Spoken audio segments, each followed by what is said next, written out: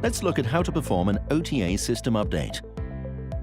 When a new update is available, a prompt for download will appear on the center display. Please install any OTA update as soon as it is released to try out any new or optimized features.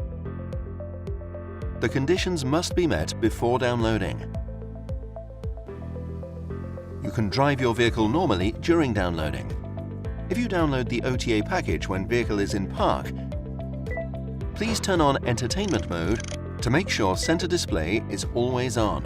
Enter the application interface. Tap System Settings. Select System. Download the update package. Download.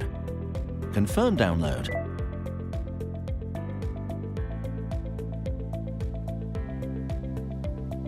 You can also select Automatically Update. The system will start downloading automatically when available. After the download is completed, there will be a prompt on the center display. The following conditions must be met before update. You can start the update process after confirming all conditions are met. Tap the options Update Now or Schedule Update for the OTA update. The installation time varies depending on the size of the update package.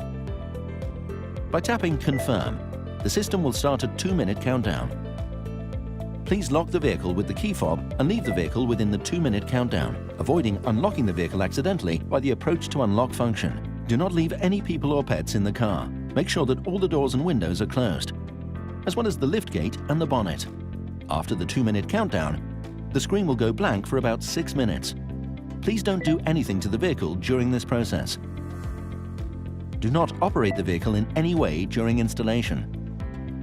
Please note, do not unlock the doors immediately, even after installation progress reaches 100%. Please wait 5 minutes. When the vehicle is first started up after an update, the system will provide information on the update results and further details. Schedule update can be set for a specific time point within 24 hours.